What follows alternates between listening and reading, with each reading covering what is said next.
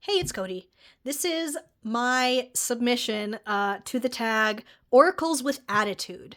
Now, Tegan from Cosmic Creeper posted this original video with this tag, and I thought it looked really fun. She limited herself to 5 decks, so I have also done the same. Because I could just pick a bunch of decks and start rambling about them for the rest of my life, probably. So I did go ahead and put a cap at 5 too. So, so the attitude of these decks isn't necessarily, like a bad attitude. Like that's not the way that the tag was intended. Although I did pick decks, with bad attitudes. So I will put Tegan's video, a link to it in the description so that you can go watch hers, and see like the right way that it's supposed to be done, because I was just I kind of riff on the shit. So, okay, without further ado, the first deck I thought of when she said Oracles with Attitude was the Zamer Twins Oracle. Okay, now this is a deck by Patrick Valenza. Now that is the creator of the Deviant Moon Tarot. Now, if you have worked with the Deviant Moon Tarot, you will know that the deck has a certain kind of like playful, sarcastic tone. And I'm pretty sure at this point, this is just a trait that Patrick Valenza's decks all have. Like, this is answering me from the same place that the Deviant Moon Tarot answers from. And this deck is rude. Like, it's... I mean this in a good way, okay? I'm not a person who's really into, like, hug decks or, things that people talk about the decks being comforting to them. Like, I'm also a person who thinks when I hear somebody say that, like, everything ends or, like, that you're gonna die someday, like, that makes me happy. Like, someday this shit will fucking stop. Like, So, I don't ever mean to say that, like, a deck is rude in a bad way. Okay, like I'm coming to the cards because I want that, just that kick in the ass, I guess. Like, I don't want a squishy mushy, like, mommy figure. I want these things to fucking tell me, like, what I need to fix. Like, be honest.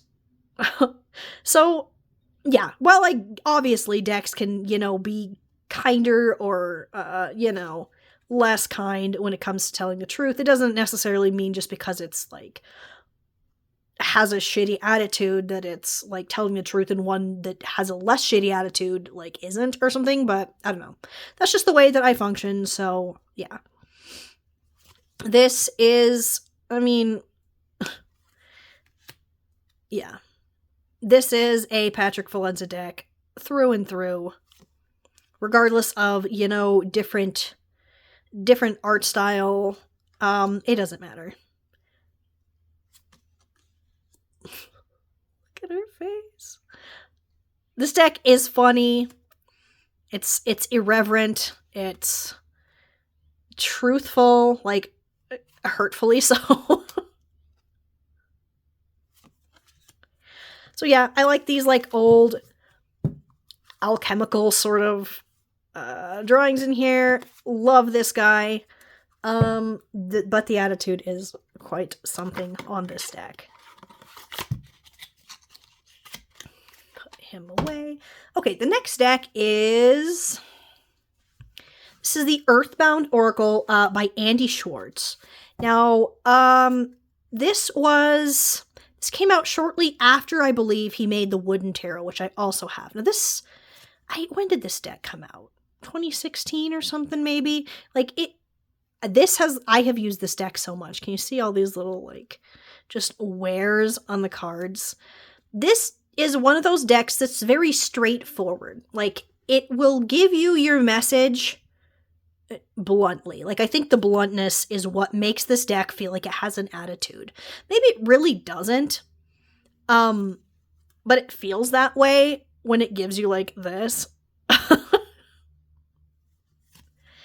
I love that this deck really doesn't skew I was going to say it doesn't skew positive. It doesn't necessarily skew negative, but okay. Tegan talked about this in her video. I do want to touch on it. In the 90s, in the early 2000s especially, and probably before that too, Oracle decks were always very positive.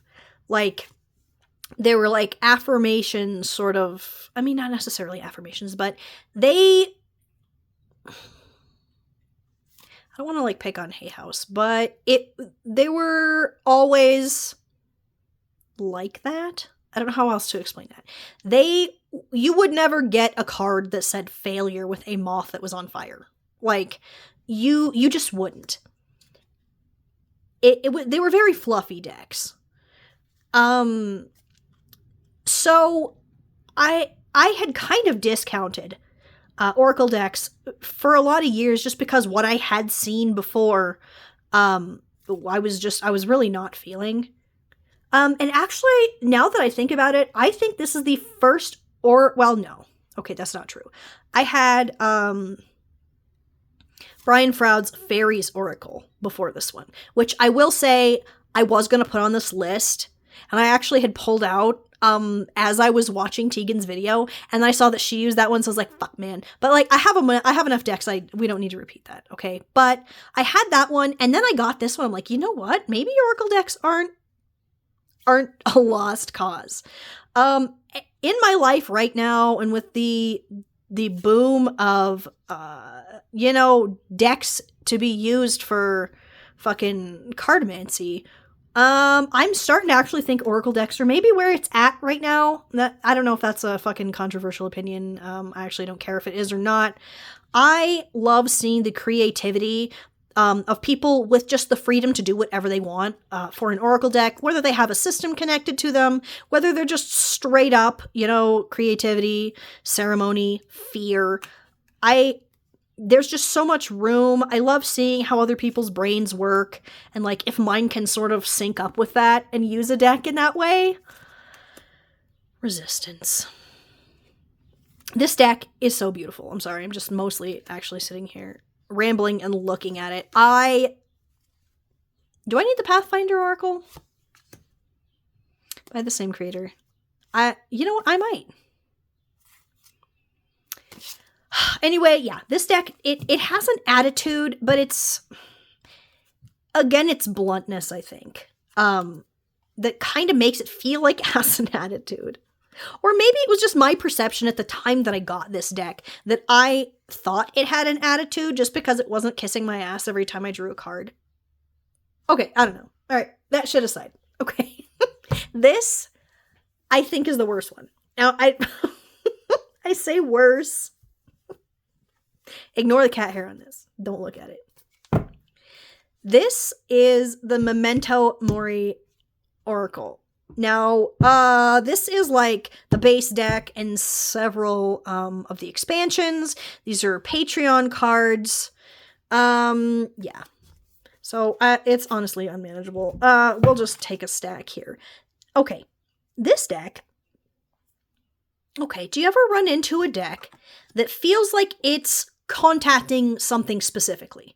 Like, there is some sort of like spirit or something that I actually have a lot of like personal gnosis on.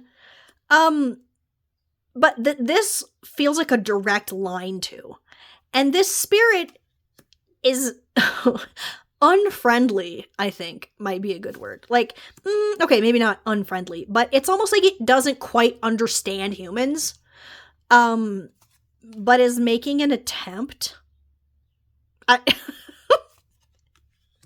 The messages that come through, it's like, they'll either be really, really literal. Like, you'll get this and it'll say heirloom, but it literally actually will mean, like, a blanket or a quilt. You know what I mean? It's not always necessarily some symbolic sort of meaning. Oftentimes, it actually just literally means a physical object. Which is a weird thing, the way this I have a hard time explaining how this deck feels to work with. I believe there are people who work with this to like contact the dead or things. This one I use pretty specifically in contact with this one spirit. Now, I mean, at risk of sounding crazy, right? Like, I feel like someone could just be cruising on the internet and click on one of these videos, and for some reason, if they've sat here and they're 10 minutes in, they might be like, what the fuck when I'm saying this stuff? But like, if you know what I'm talking about, you know what I'm talking about. But no, this, I don't even know necessarily if it's the deck or what it feels like it's contacting that has the attitude. But yeah, it is, this deck is up there. This is the one for a deck with an attitude. I want to almost curate this, and I know that Claire, this deck's creator, had made like a guide, I think, one time maybe. In one of her like monthly newsletters or something a while back, talking about different ways you could curate the deck, you know, and even some ideas for cards to keep in or to pull out or things like that. Part of me wants to because it's just fucking humongous, but the other part of me is like, but what if I needed that card that I took out? Okay, next we have the Magic of You Oracle by Fiona Horn. Now this deck, I talk about this deck a lot. I'm just gonna be one of those old ladies that just says the same fucking tells the same 5 stories over and over, and I don't even care. Like, that, you know what? It was a good story. You're gonna fucking hear it every single time that you see me. Okay. That didn't work out very well. Also, why did I just do that? Okay. This deck surprised me. I've said it before, and I'm gonna say it again because I love repeating myself. When I saw the cover of this, I really didn't think this was a deck that I was gonna be into. But then I saw some of the cards. I was like, wait a minute. I kind of am into this. I thought it was just fluff. I mean, it's rock pool, so some part of me was like, why am I like that? Okay. Like, sacrifice. What can you let go of? Like, look at this. It's really shiny and a pain in the ass. But look at this artwork. Is that her spine, like, ripping out? Like, what? This is so fucking cool. Like, that one's okay. What is going on here? I love it. This deck, the guidebook is really good too. And for a lot of like mass market fucking 44 or 36 card Oracle decks, the guidebooks aren't really usually that good. I feel like I struggle to find ones that I feel have messages in them that are just relevant to my life and the way that I live it and the things that I think. But this deck has actually been surprisingly harsh on me. And even some of these, like, this picture is beautiful, but something about it's fucking creepy. You know what I mean? The creepiness of the artwork really, maybe the guidebook's not even that good, and it's just, I don't like this one for some reason. It's just that, like, the feeling of the artwork bleeds over into the deck. I don't know. This deck has just given me some readings. It has just told me shit. It has hurt my feelings. I think this is probably one of my all-time favorite Oracle decks. Which seems like a weird thing to say. But it is what it is, so yeah. I colored these edges with a metallic Sharpie. Now, what I did was, I didn't wipe it, and it ended up getting, like, some on the card fronts. Do you see this? But looking at it, I like that. So I left it. Like, could I, take a Q-tip with a little, rubbing alcohol on it and get that off of there? Yeah. But am I going to? No, because I like it. Okay. Our last one, the biggest asshole of them all. This is Paolo Barbieri's Dantes Inferno Oracle cards. Now, I never want anyone to think that I just got this for no fucking reason. I specifically got this because Hozier's album that came out, like, what, August of last year? What the fuck? Oh. What had songs that were based around, like, the Dante's descent into hell, right? And the 9 circles of it. I was obsessed. Okay, I'm still obsessed with it, but, like, I had a whole Dante's Inferno thing. I bought the fucking, the Inferno portion. I have read it. And this book, or this deck, just seemed to come out, right around that time. There's no way. Was that a coincidence? Was it planned? I don't even know which is less likely. Okay. By the way, there is, like, nudity and some pretty violent and gory themes in this deck as I flip through it. This deck is fucking appalling, and I don't mean, like, as far as the content of, like, the artwork or anything. It just, the shit it will say. I wouldn't ask this deck, why is this kind of in order? What's going on? I wouldn't... Oh, I did put it in order because I was being crazy and looking at the cards while I was reading it. Okay, I wouldn't ask this deck something if I was, like, actually really upset. Because it's fucking rude. And I love it for that. It's kind of made me... Okay, who wrote the guidebook for this? Oh, Charles Harrington. Yeah. So, I'm not sure if it's, you know, it's the guidebook, it's a combination, like I said, of another one, of the artwork, and its style, and the way the guidebook is written. Abandon hope, all ye who enter here, okay? Like, this thing is like, no. Now you've really fucking done it.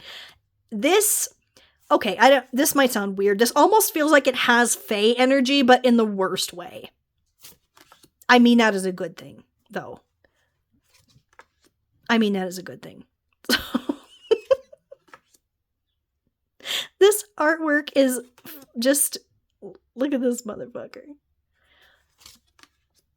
I love this deck. I hate this deck.